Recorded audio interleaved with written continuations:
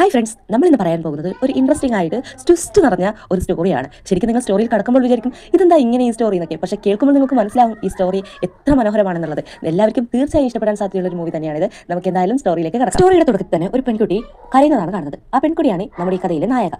ആ പെൺകുട്ടിയെ വലിച്ചഴിച്ചുകൊണ്ട് ഒരു സ്ഥലത്തേക്ക് കൊണ്ടുപോകുന്നതാണ് കാണുന്നത്. ആ കൊണ്ടുപോകുന്നത് ആരാണെന്ന് ചോദിച്ചാൽ ആ പെൺകുട്ടിയുടെ സഹോദരനാണ്. പക്ഷേ ഈ സഹോദരൻ എന്ന് പറഞ്ഞാൽ അവളോട് വലിയ ഇൻട്രസ്റ്റോ ഒരു സ്നേഹമോ ഒന്നുമില്ല. കാരണം അവൾ അവൻ്റെ രണ്ടാമത്തെ അമ്മയിലുണ്ടായതാണ്. അതായത് അവൻ്റെ അച്ഛൻ്റെ രണ്ടാമത്തെ ഭാര്യയിലുണ്ടായ മകളാണ്. അതുകൊണ്ട് തന്നെ അവളെ വലിയ ഇഷ്ടമൊന്നുമല്ല. പക്ഷേ ഇപ്പോൾ അവൾ എവിടെ കൊണ്ടുപോകുന്നതെന്ന് വെച്ചാൽ അവൻ്റെ ബിസിനസ് ആവശ്യങ്ങൾക്കായി ഒരു ക്ലയന്റിനെ മീറ്റ് ചെയ്യാൻ പോവുകയാണ്. ആ മീറ്റ് ചെയ്യുന്ന ആളൊന്നിച്ച് ഇവളെ ഇന്ന് ഒരു ദിവസം അവൻ്റെ കൂടെ കഴിയാൻ വേണ്ടി നിർബന്ധിച്ചാണ് അവളെ കൂട്ടിക്കൊണ്ടുവന്നിരിക്കുന്നത്. അവൾ അത് ചോദിച്ച് ഒരുപാട് കരയുന്നുണ്ടെങ്കിലും അവൻ അതൊന്നും കാര്യമാക്കി എടുക്കുന്നതേ ഇല്ല. പക്ഷേ ആ കൊണ്ടുവരുന്ന സ്ഥലത്ത് നമ്മൾ കാണുന്നതാണ് നമ്മുടെ ഈ കഥയിലെ ഹീറോ വിചാരിക്കുന്നുണ്ട് ഇവനെന്താണ് ബിസിനസ് മീറ്റിംഗ് എന്ന് പറഞ്ഞിട്ട് പെൺകുട്ടിയൊക്കെ കൂട്ടിക്കൊണ്ടാണല്ലോ ഇങ്ങോട്ട് വരുന്നത് എന്ന് ആലോചിച്ചിരിക്കുമ്പോൾ നമ്മുടെ ഹീറോയുടെ ബ്രദർ പറയുന്നുണ്ട്, സാർ ഇത് ബിസിനസ് മീറ്റിംഗ് തന്നെയാണെന്ന് എനിക്കറിയാം, എങ്കിലും ഇത് ഞാൻ ഇവിടെ കൊണ്ടുവന്നത് ഇതിന്റെ സ്വന്തം പെങ്ങളാണ് സാർ, പേടിക്കൊന്നും വേണ്ട, ഇവൾക്ക് 22 വയസ്സ് മാത്രമാണ് പ്രായമുള്ളത്, സാറിന് ഇവളെ തീർച്ചയായും ഇഷ്ടപ്പെടുമെന്ന് പറഞ്ഞ് അവളെ ഹീറോയുടെ അടുത്തേക്ക് തള്ളിവിടുന്നു. ഹീറോയുടെ അടുത്ത് വന്ന് വീഴുന്ന അവൾക്ക് വല്ലാത്തൊരു സ്മെല്ലാണെന്ന് ഹീറോ തിരിച്ചറിയുന്നു. അത് അവളിലേക്ക് ആകർഷിക്കുന്നതായിട്ടും അവൻ ഫീൽ ചെയ്തു. അവൻ അറിയാതെ അവളെ സ്മെല്ല് ചെയ്ത് നോക്കുകയാണ്. അപ്പോൾ നമ്മുടെ ഹീറോയുടെ ബ്രദർ പറയുന്നത്, സാറിന് ഇവളെ തീർച്ചയായും ഇഷ്ടപ്പെടുന്നതെന്ന് എനിക്കറിയാം, സാർ ഇവളെ എത്ര ദിവസം വേണമെങ്കിൽ ഇനി ജീവിതകാലം മൊത്തം ഇവൾ ഉപയോഗിച്ചോളൂ, എൻ്റെ ബിസിനസ്സിൻ്റെ കാര്യത്തിൽ ഒരു തീരുമാനം ഉണ്ടാക്കി തന്നാൽ മാത്രം മതി, പ്ലീസ് സാർ എന്നൊക്കെ പറയുമ്പോൾ